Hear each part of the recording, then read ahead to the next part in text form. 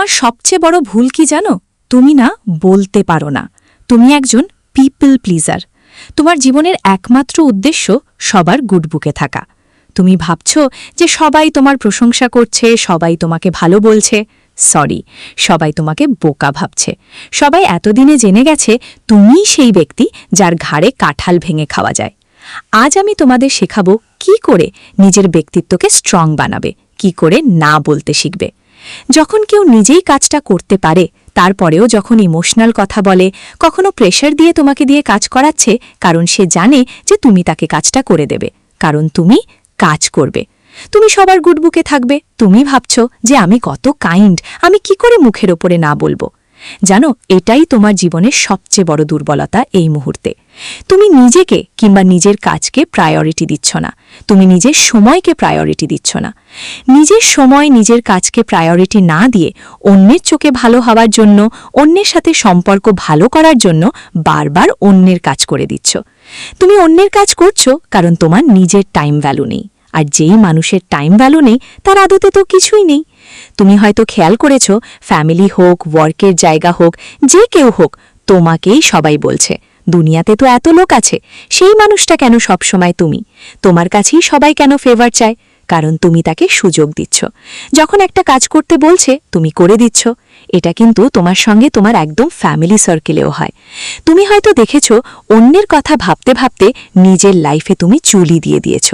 তুমি অন্যের ভালো করার জন্য কেন নিজের লাইফে এই রকম প্রেশার নিচ্ছ? তার থেকে বেশি ভালো যদি তুমি একদিন তাকে না বলে দিতে পারো সাহস করে। তুমি অলওয়েজ ভাবো সোসাইটি কি ভাববে, ও কি ভাববে, নিশ্চয়ই কিছু ভুল হবে। যখন পার্টনারেরও ব্যাপার আসে, ঠিক সেই সময় তোমার পার্টনার তোমাকে এমন কিছু করতে বলে যেটা তোমার ইচ্ছে না থাকলেও করো। চলো আজকে ঘুরে আসি। হতেই পারে তুমি টায়ার্ড, হতেই পারে তোমার কাজ আছে, সেটাকে তুমি ওপেনলি বলতেই পারছো না, কারণ তোমার মধ্যে ভেতরেই কোথাও ব্লকেজটা আছে। না বলা মানে কি জানো? না বলা মানে নিজেকে প্রায়োরিটি দেওয়া। না বলা মানে নিজেকে গুরুত্ব দেওয়া। না বলা মানে তোমার স্ট্রং পার্সোনালিটি সেটা দেখানো। তুমি যে কম পাত্তা পাও, তোমাকে যে অনেক মানুষ ইগনোর করে, তার কারণ তুমি অনেক বেশি ফ্লেক্সিবল। তুমি ফ্লেক্সিবল, তাই তো তোমাকে বারবার এটা ওটা করতে বলে। তুমি কখনো খেয়াল করে দেখেছ, যে গাছটা সোজা থাকে সেই গাছটাকে কিন্তু আগে কাটা হয়, যে গাছটা অনেক বেশি বাঁকা থাকে সেই গাছটাকে কিন্তু সহজে কাটা হয় না। তুমি যদি ওই গাছের মতো সোজা হও, বিশ্বাস করো সবাই তোমাকেই কাটবে। তাই নিজেকে একটুখানি জটিল বানাও। অত সাদা মন এখনকার দিনে কারো নেই, শুধু তুমিই আছো সেই ক্রিয়েচারটা।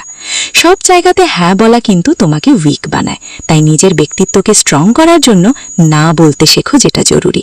তুমি একবার যদি না বলো, তোমাকে দ্বিতীয়বার বা তৃতীয়বার হয়তো সেই মানুষটা তোমাকে কাজের কথাই বলবে না, তোমাকে ইমোশনালি প্রেশার করবে না, তোমাকে মেন্টালি চাপ দেবে না যে তুমি এটা করো, প্লিজ করে দে না, এটা ওটা যে কোনো কিছু হতে পারে।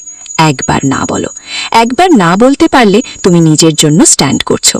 যে নিজের জন্য স্ট্যান্ড করে তার ব্যক্তিত্ব অবশ্যই স্ট্রং। জীবনে কিছু ডিসিশন সব ইমোশনালি নিলে হয় না, কিছু ডিসিশন মেন্টালি নিতে হবে। যদি কেউ তোমার কাছে হেল্প চায়, সেটা যদি সত্যি তার নিড হয়, অবশ্যই তাকে হেল্প করবে। কিন্তু অলওয়েজ যদি হেল্প করার নাম শুনলেই তোমার ইমোশন বেরিয়ে আসে এবং তুমি সেই ইমোশনের ভাবনায় চলে যাও, তাহলে তুমি কখনোই স্ট্রং ব্যক্তিত্ব পেতে পারবে না। আমার কথাগুলো অবশ্যই মনে রেখো। আজকের ভিডিও কেমন লাগলো কমেন্ট করে আমাকে অবশ্যই জানিও।